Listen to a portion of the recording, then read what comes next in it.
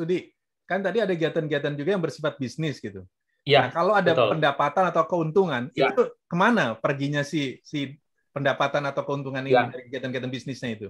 betul. Nah, ini menariknya Pak Ahmad. Kenapa? Karena dalam beberapa tahun terakhir memang kita mempush tim Zona Madinah untuk mulai serius mengelola unit-unit revenue. Kenapa itu perlu untuk dilakukan? Karena satu, unit revenue ini ketika dia berjalan itu akan menyerap SDM-SDM di masyarakat sekitar. Termasuk juga sebenarnya targetnya adalah bagian dari skema kemandirian masyarakat. Jadi contohnya begini Pak Ahmad. Ada satu unit yang akan kita kembangkan secara serius adalah kantin. Kantin ini pendekatannya harus dikelola secara profesional. Jadi ibu-ibu kantin itu harus dilatih untuk bagaimana dia bisa menghasilkan masakan yang memang betul-betul enak. Nah, ada saatnya nanti ibu-ibu kantin ini mereka harus mandiri. Jadi men-set up rumah makannya sendiri di luar di wilayah zona.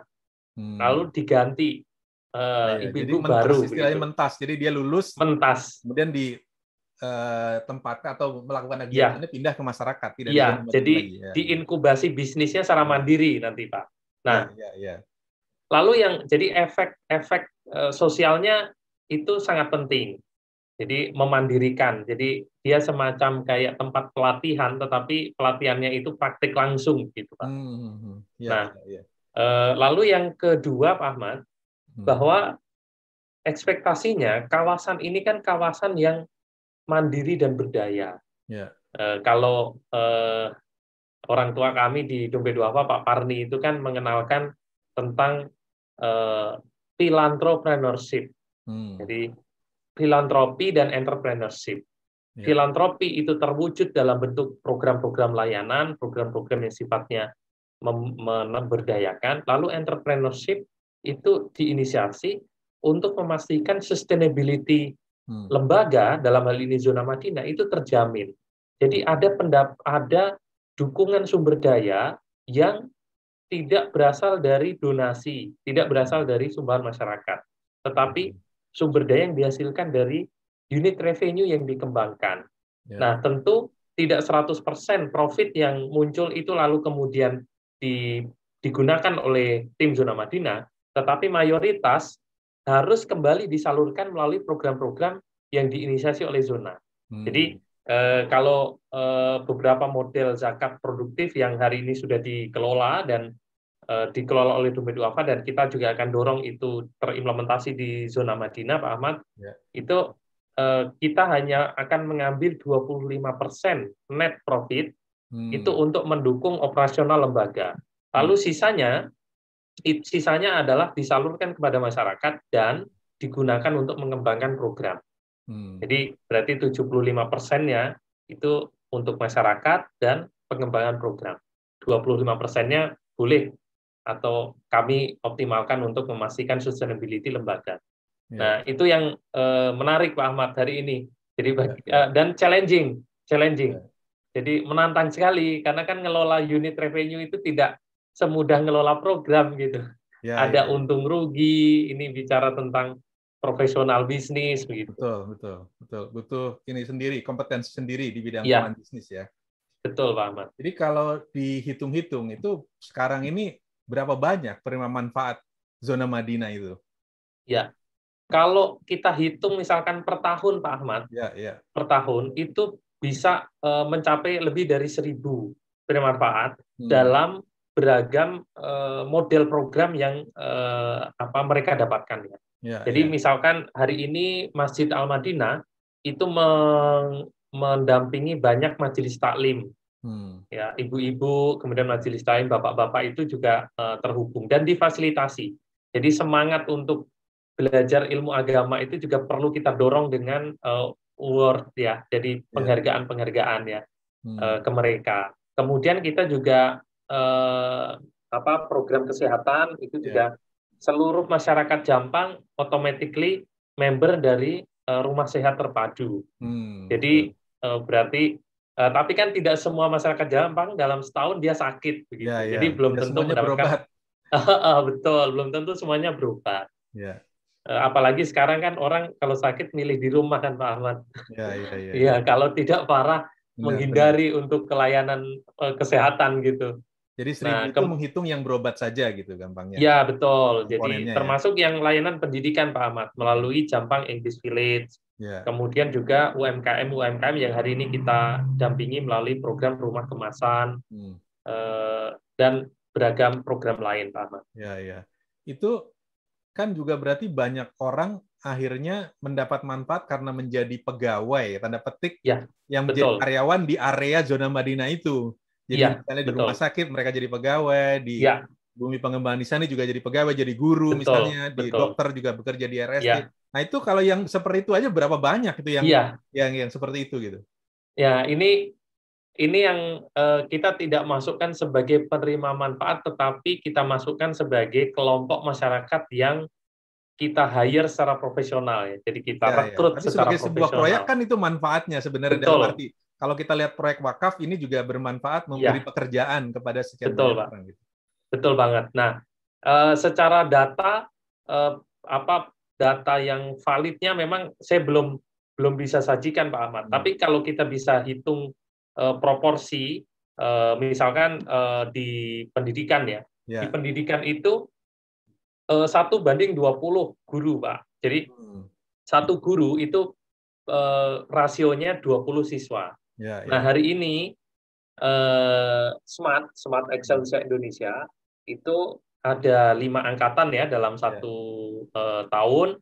Nah, satu angkatan itu 40. Berarti 40 kali 5 di kisaran 200 siswa. Berarti minimal itu ada 10 sampai 15 guru. Untuk sekolah. Itu baru gurunya ya Pak Ahmad ya. Sementara kalau sekolah itu kan gitu. Sekolah itu kan banyak ya, ada HRD-nya, ada operasional, macam-macam begitulah. Nah, itu hanya dari satu program. Belum program yang beasiswa. Saya ketahui sekarang program beasiswa etos, aktivis, dan lain-lain saja, itu pengelola kurang lebih 10 orang. Kemudian program ada Sekolah Guru Indonesia. Itu kurang lebih pengelolanya 6-10 orang. Nah, itu belum rumah sakit. Apalagi rumah sakit yang secara bisnis, secara bisnis itu SDM-nya sangat banyak sekali gitu. Nah, itu betul kata Pak Ahmad tadi bahwa ini bukan hanya soal paling nggak 300-500 orang yang pekerjaan di lingkungan zona Madinah ya. Iya, betul sekali Pak Ahmad. Itu di luar vendor ya Pak. Di luar vendor. Kalau kita hitung vendor, wah jauh lebih banyak lagi. Dan kan ada banyak aspek-aspek di bisnis atau di layanan program yang dikelola oleh Domedo Alpha itu kan tidak semuanya dikelola langsung gitu ya. Kalau rumah sakit mesti punya vendor. Betul. Di pendidikan di program pendidikan juga sama. Nah itu kalau kita mungkin nanti akan riset seberapa kuat gelombang efeknya begitu ya Pak. Itu tentu menarik sekali sebagai portofolio bagaimana program wakaf, program zakat, termasuk juga sedekah itu mampu berdampak secara luas bagi masyarakat. Oke, Mas Budi, kalau sekarang ini tantangan-tantangan utamanya apa sih sebenarnya buat zona Madinah saat ini ya?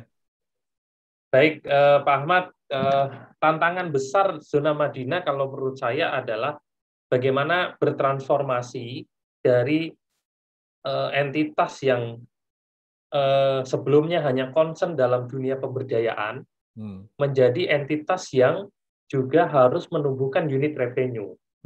Nah, itu tantangan betul karena secara alam bawah sadar kita ini kan teman-teman zona ini dididik, didamping atau diminta untuk berpikir sebelumnya itu full pemberdayaan. Bagaimana kita mendampingi masyarakat, menumbuhkan unit ekonomi yang dikelola masyarakat. Nah, hari ini kita punya tanggung jawab juga untuk menumbuhkan unit-unit revenue yang ada di kawasan inti, yang juga berdampak langsung kepada masyarakat dan profitnya juga mayoritas untuk masyarakat. Nah, itu challenging sekali, Pak Ahmad. Karena dari situ kami percaya bahwa kalau kita mampu secara terus-menerus, secara konsisten menumbuhkan unit revenue yang ada di internal kawasan, pasti akan berdampak langsung terhadap masyarakat sekitar. dan sustainability lembaga akan lebih terjamin begitu. Jadi simpelnya kita nggak ke depan mungkin tidak lagi bicara tentang dana grant, tidak lagi bicara tentang donasi, tetapi menggunakan resource di internal kita untuk memberikan kepada masyarakat gitu. Ya, dana yang bergulir dari program-program yang ada, tanda petik seperti itu. Betul, betul Pak Ahmad, betul. Nah, kalau dana sumber daya wakaf kan paradigma pengelolaannya kan harus begitu ya Pak Ahmad. Ya, Dia harus bergulir, harus produktif. Dan nggak boleh habis. Nah, itu challenging, tapi insya Allah sih kita secara perlahan belajar, kemudian juga beradaptasi dengan dinamika sehingga secara kapasitas bisa terus bertumbuh. Nah, kalau rancangan ke depannya arahnya seperti apa? Zona Madinah ini sekarang arahnya gitu. Ya. Nah, jadi Pak Ahmad, kita hari ini memetakan zona Madinah ini ke dalam 4 core bisnis utama. Core proses utama yang akan kita kelola. Pertama adalah core proses program. Jadi program ini sifatnya adalah program-program yang layanan, program-program yang memastikan kebutuhan kedaruratan masyarakat itu terpenuhi. Lalu yang kedua adalah core proses bagaimana kita bisa menumbuhkan, mengembangkan unit revenue. Nah, unit revenue ini kita inisiasi dari program-program pemberdayaan yang berjalan. Jadi unit revenue ini tidak muncul dari sesuatu yang terpisah dengan program pemberdayaannya. Tapi unit revenue ini harus linear atau terhubung dengan program pemberdayaan yang kita inisiasi. Nah, lalu yang ketiga,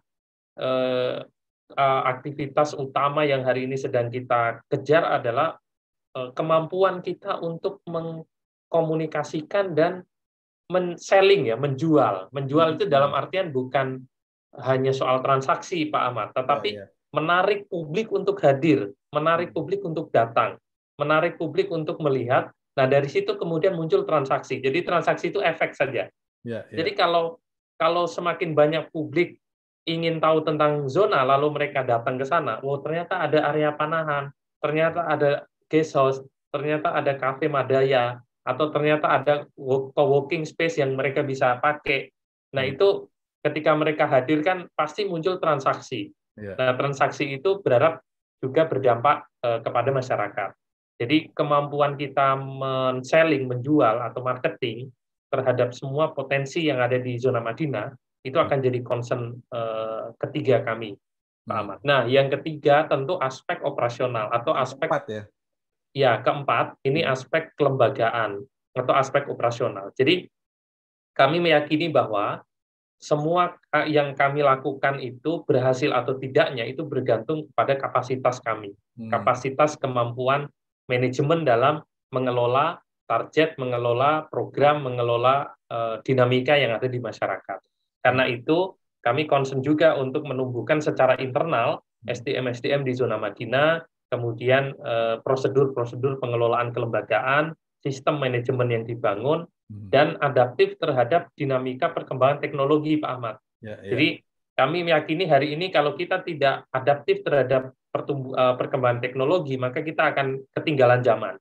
Jadi ke depan kita akan mengadopsi beberapa model-model pekerjaan yang dimonitoring secara teknologi. Jadi misalkan penggunaan Trello untuk manajemen project dan lain-lain, itu kita sedang proses untuk adopsi atau gunakan itu, sehingga dimanapun, kapanpun kita bisa memonitor progres dari pekerjaan yang dikelola oleh tim zona Madinah. Jadi tanpa harus bertatap muka, tanpa harus turun langsung ke lapangan, kita bisa tahu progresnya. Nah, menurut saya aspek operasional, aspek kelembagaan ini jadi aspek terakhir yang itu akan jadi concern kami, Pak Ahmad. Betul. Ya. Mas Udi, ya. Ini yang terakhir. Kalau misalnya ada teman-teman kita atau siapapun ingin mempraktekkan ya program seperti zona Madinah ini mulainya dari mana gitu? Apa yang harus dilakukan gitu? Ya sederhana gitu. Katakanlah semacam tips sederhananya tuh gimana gitu? Ya, baik Pak Ahmad. Pertama mungkin gagasan ya Pak Ahmad. Kami juga meyakini adanya zona Madinah hari ini itu juga muncul awalnya dari gagasan Pak Ahmad, dari gagasan senior-senior kami itu. Jadi langkah pertama adalah ya membuat gagasan, bermimpi lah. Kalau yang lebih abstrak lah itu kan mimpi gitu. Tapi kalau sudah dalam bentuk, iya, nggak perlu bayar.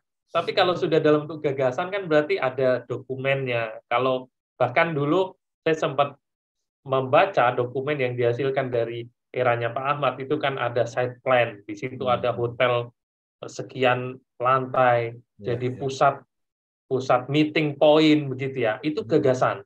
Jadi kalau ada pihak lain yang ingin mencoba mengimplementasikan pengembangan kawasan seperti halnya zona Madinah, maka yang pertama tentu gagasan Pak Ahmad. Lalu yang kedua, mencoba untuk menyusun strategi pentahapan dari yang paling mungkin untuk dilakukan. Kan pasti sumber dayanya juga mungkin masih terbatas, sehingga langkah-langkah apa kira-kira yang bisa dilakukan di awal lah. Ya, sebesar program apapun harus dimulai dari tahapan ya, harus ada tahapannya. Betul Pak Ahmad. Dari langkah kecil pertama begitu, strategi pentahapan. Nah, yang ketiga Pak Ahmad, ini kalau anak muda sekarang itu ini tuh eranya kolaborasi. Jadi kalau kita kerja sendiri, mimpi sendiri, ngerjain sendiri, itu ya mungkin tercapai tapi lama begitu. Nah, sekarang ini kan era kolaborasi. Jadi kita bisa memetakan potensial-potensial entitas di luar kita yang memungkinkan untuk kita ajak bergabung. Ayo, ini ada gagasan bagus. Gimana kalau kita berkolaborasi? Nah, bagi teman-teman yang ingin menginisiasi, coba kira-kira pihak-pihak lain yang potensial untuk diajak kolaborasi itu siapa? Lalu mereka kira-kira bisa memberikan kontribusi apa? Nah, itu menjadi sangat penting Pak Ahmad. Jadi kolaboratif lah hari ini. Beberapa startup nggak punya modal besar, asetnya dimiliki langsung oleh masyarakat, ternyata angka valuasi mereka hari ini luar biasa besar ya. Kayak Airbnb, mereka nggak punya properti Pak Ahmad. Airbnb nggak punya properti, tapi valuasi bisnisnya sedemikian besar. Gojek dan kawan-kawan. Nah, menurut saya itu mungkin Pak Ahmad yang bisa kita ini ya. Tips utama ya. Satu bermimpi, kemudian yang kedua membuat tahapan, sama yang ketiga berkolaborasi. Ya, ini saya kira satu tips yang sangat baik dari Mas Udi. Mas Udi, sungguh banyak sekali informasi yang sudah disampaikan dan insya Allah akan banyak manfaat buat siapapun yang nanti menyaksikan ya. Amin. Dan amin, Pak. Mudah-mudahan ini juga satu harapan-harapan yang bisa menular kepada siapapun tentang program pemberdayaan, tetapi juga berbasis dana filantropi tadi yang bermanfaat buat masyarakat banyak. Mungkin sampai di sini Mas Udi, terima kasih banyak. Baik. Sama-sama Pak Ahmad. Kesempatan kali ini. Iya, ini saya juga terima kasih nih Pak Ahmad. Diberikan kesempatan untuk ini ya diskusi ya. Saya juga banyak mendapatkan insight, penguatan-penguatan baik dulu sampai hari inilah dari Pak Ahmad, dan harapannya bisa terus membersamai kami yang meneruskan perjuangan Pak Ahmad dari beberapa waktu yang lalu. Demikian Pak Ahmad. Siap. Baik Mas Udi, terima kasih banyak. Kita akhiri dulu perbincangan kita dengan sama-sama baca hamdalah. Alhamdulillah. Baik, makasih Mas Udi. Ya. Di sini ya kita akhiri, pamit. Ya. Baik. Assalamualaikum warahmatullahi wabarakatuh. Waalaikumsalam warahmatullahi wabarakatuh.